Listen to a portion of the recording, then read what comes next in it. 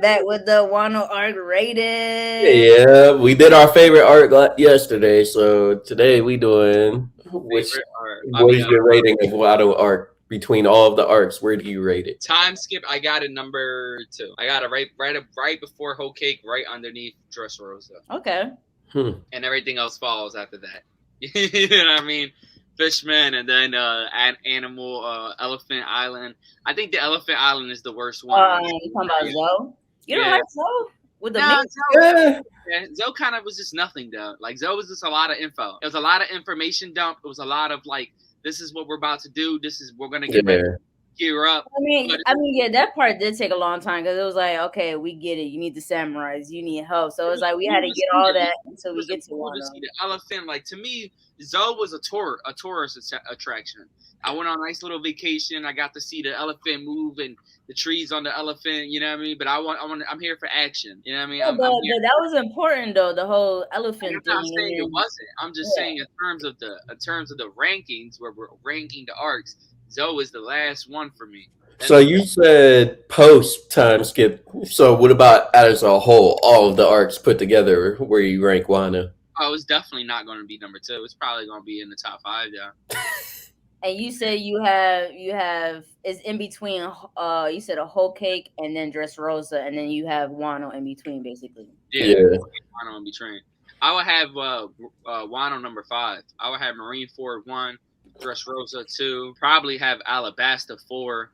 And I have to think what would be number 3. I'll have to really like think. Well, probably Whole Cake. I'm not even gonna hold you. I was about to say, yeah, I would probably put Marineford, like you said, number 1, then Dressrosa, and then Wano. Like when you say Marineford, I'm talking about the whole escape from the prison to like Luffy going to jail to try to get Ace, to all the way to, you know what I mean, the war. Like, I think that's a whole, like, that arc to me is just number 1 from that. I mean, Impel Down's another arc than Marineford, though. Yeah, but that was the whole getting Ace. Like, to me, like the whole agenda was to go get Ace. It's not his fault Ace wasn't in jail at that time, but that whole shit set up the next shit. Like Luffy needed to get all these people on his side. So when he freed Jinbei.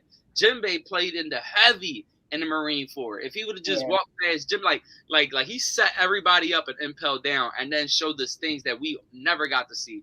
The Marines using their abilities. That was our first real awakening to like, oh, this world is crazy. That was our first. Yeah, that was like the first taste of like, yo. I mean, we got to see everybody. Crocodile was back doing shit. Like, to me, that arc was just the best. Like, that's probably the closest we're gonna get to like the ending of One Piece, where everyone's fighting and shit. That's going to be our closest comparison, because Luffy had all his allies, all these people on there on the battlefield besides his own crew, and they was all helping Luffy trying to get to the end goal. So to me, that's probably number 1. And then I guess that prison part will be 2, and then everything will fall, like how I just said. Okay. I think Dressrosa was probably like, you know, one of the top ones. And I think, I'll have Wano right underneath Dressrosa, then Whole Cake. What is that the arc that has that island with like it's fire and ice? Is that Punk Hazard? Yeah.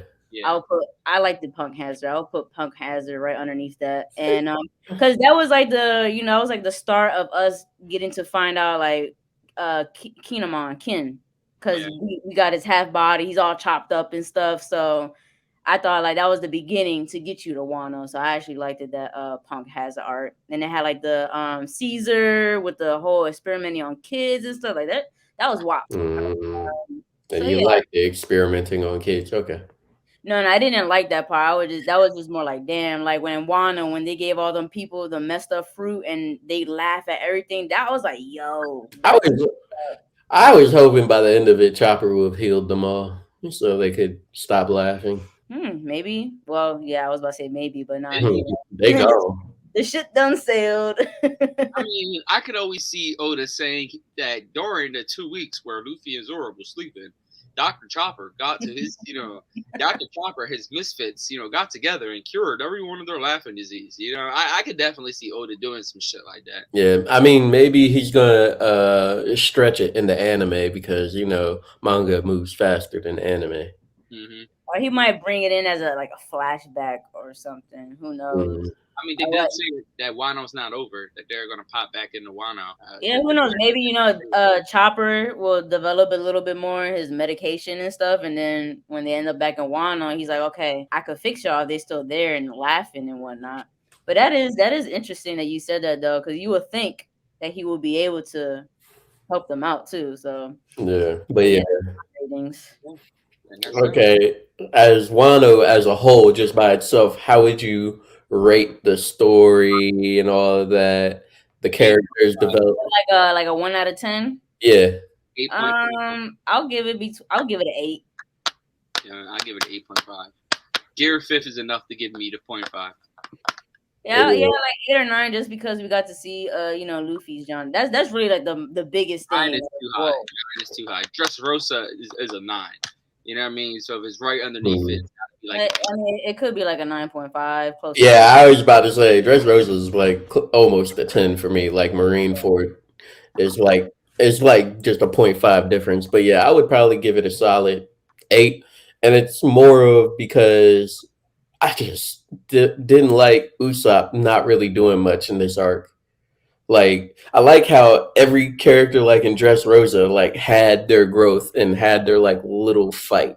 And for a moment. yeah, like Usopp learned that he has a little bit of hockey in him, and then like you see Frankie in an actual fight finally in Dressrosa, like, and not just as a shipwright, he's like in a fight and all that. But it's like in Wano, Usopp was just running around like, shoot. It's like he wasn't even using hockey. At the end of the day, too. So. Yeah, I know, but I'm like, they didn't show no growth with him. It was just like the same old Usopp. I think he kind of like he probably stepped back away from him because when the Elbaf arc come up, it's definitely going to make up for the Wano arc. Yeah, but I gave it an 8.5 because I feel like he fast forward too much.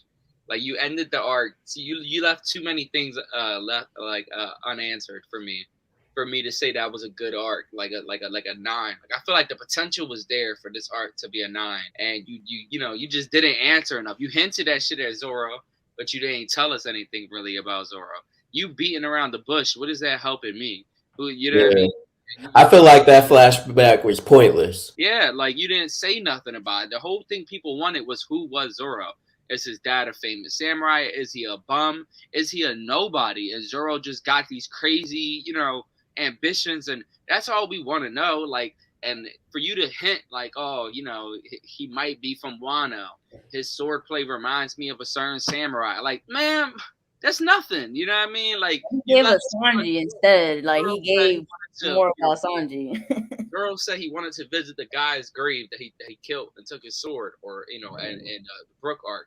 We never even got that. Never even got an answer to that. The ancient weapon was a waste of time. You showed us a cool little scene. Hey, it's underneath here. Did we get it? Nah, we're just gonna go right past it. It's things that I'm like, cause of Film Red to me really ruined the Wano arc. Like I think the whole planning the movie and trying to end it a little early so you could fit the movie to be right on pace. That's what ruined Wano to me, because it felt rushed to a certain point. It felt rushed. Even the ending of Wano where Luffy punches Kaido to the lava, that felt rushed. Yeah, that felt like a weak. That felt like a weak freaking climax to the fight. I'm like, it was kind of like a 1, 2, 3. They gone like that. That was it. Yeah, it's just like he's just gonna keep punching them until he wins. I'm like, ain't nothing special about it. Saying like we were waiting for Zoro, but instead of Zoro, we got a little bit, and then it went to Sanji with the race suit. He's finally using it. Like, okay, cool. That they kind of go back to Sanji a lot. I'll say this though, that Wano was the most we got into Zoro. Was the most we got to see Zoro looking like the main character. You know what I mean? Running around.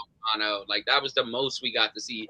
I even liked it, the change of guard from Luffy always being the one protecting the princess, dealing with like that type of story.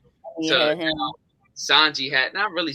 And Whole Cake Sanji had his little moment with Pudding, I guess, but Pudding was evil and Pudding was weird. Pudding was weird. Rewatching like Wano, I mean Whole Cake, sorry, in like the English dub, like I'm like, wow, Pudding is like psychotic as fuck. Like, you know what I Like, mean? she's that girl you don't want to date because I she tires like, and breaks windows. I'm like, I still haven't gotten to the part where Sanji, like, I guess finds his love for her or whatever the fuck. Because in the ending he says, "I'll be back for you" and whatever.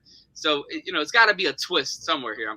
I got to get to the English part because I seen it in sub. I just forgot what the hell happens with her. So I've been rewatching Wano, but I think Zoro had that scene with her Hiyori, and they even played with it kind of funny with Sanji seen her, and he's like.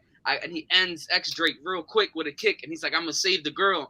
And right when he's about to get there, Zoro grabs Hiyori and fucking has the moment, like, she's like grabbing onto him, and Sachi's He's just like, whoa, hold on, you know her? Like, what? Like, and then Hey, Zoro yeah. like takes off with her, like, yo, that shit just had me dying, like that nice to me. That was perfect. That little play between both of them is like, yo, you could definitely like do that more because that's hilarious. yeah, I think Like wasn't he Sanji, fighting somebody and like I think he brushed him off to hurry up and run to her, and yeah, then he Zoro came out protected of her, nowhere. and Zoro hurry up sliced him, and then hurry up picked her up, and then just took her off. Like yeah, it was hilarious to me, and I Like, like you I only like gonna that see whole Zoro little. going to save the girl, so Like if we get Elsbeth, I want to see someone else get that spotlight. Let me see Frankie saving the princess in distress and shit. Let's we Frankie did, take but that we did see spotlight. him say help the toys. Or are you just talking about princesses in Nah, general? nah, I just mean like that type of role. It don't gotta be like saving the princess, but like stepping into like that main guy of that island. Like to me, Luffy, they're always gonna remember Luffy, but I feel like Zoro cemented his name in Wano as well. Where even Momo, where he was like, Zoro, would you help me train? And then he looked and Zoro wasn't there no more and shit. Like I think Zoro cemented his name in Wano too, where they're like everyone's gonna remember him. He's not just gonna be a straw hat. They're gonna remember his name, remember his swordplay. They're gonna remember what he did, especially Hiyori and shit. Like the same way as Rebecca got the memory of Lucy, and she's always calling him Lucy instead of Luffy. Yeah. You know what I mean? It's the same way Hiyori was gonna remember Zoro, which is the same way Sanji. Pudding remembers Sanji. I think that's cool. Like they're remembered as like that main guy and that arc. So I would like to see some Frankie get some shine. And the three chins, the manliness, like, come on, man. He That's what I fits. said. I feel like we've seen Frankie like say because he helped the whole toys and the little people. Toys. Them little What toys do and you the mean they little needed help? The little people though, like the little people, he had to shut down the whole factory and help them out. Like he did save somebody. I feel like everybody, if you think about it, everybody got somebody. Even Nami when she helped out that she was like a hippo, and it comes to find out was really Puddin's like sister or something. Yeah, Like yeah. No, that was nice. That was nice. That was a nice. Yeah. That yeah, was so it's, I think in a way, and I think out of everybody, we probably haven't really seen like I don't think Robin ever really helped anybody like that. yeah, we did. Or, We who? seen Robin and Wano, where Sanji starts screaming, "Help me!" And Oh, Robin yeah. coming to save his ass. And Well, I was thinking more like outside of the crew. yeah, Like because he had his business. Robin is the person that relates to how I feel. Fuck these people. Robin don't put her life on the line for these people. They put their life on the line to protect Robin. You know what I mean? Robin puts her life on the line to protect kids. And Yeah. that's why she was in the Revolution Army for those 2 years. Yeah. You could tell like especially when Momo like she was about to. I thought she was about to go demon mode and go save him when he was up on like Jesus Christ on the damn cross and stuff. Like the way she looked, like oh hell no, like you could see the mother in her. And I think there was another a little girl character. I don't think it was Otama. It could have been Otama where she had like a little moment with her too. I'm probably thinking about another girl, but Tama that she had a moment with too. And I don't Nami think did. it was Otama. I think it was the girl that ate the little girl that ate the small fruit. Yeah, the one that was laughing and like when her dad died. Yeah. I think she had a moment for her too. That reminds me where Brooke finds Zoro and shit, and Zoro's sleeping, and Hiyori and the other girls sleeping, and Brooke's like, "What the hell?" Yeah. Like, and then Zoro's like, "What the hell just happened?" And then Hiyori's like, "Oh, men in Wano would love to sleep with me. How was your night sleeping next to me?" Zoro's just looking at her like, "Bitch, I didn't want you next to me." Like, get you and your little daughter off of me. Like, it's funny, like the scene before that is how the girl, she tells him like, you know how lucky we are to have a samurai like him. When she turns around, the little girl's already passed out on Zoro. So she's like, oh, that's what you're gonna do. And then out of nowhere, you see her looking at it and looking at Zoro's other arm. And then the next scene is she's rocked on Zoro's other arm. So I was cracking up. Like, she looked at that like, all right, where am I gonna sleep at now?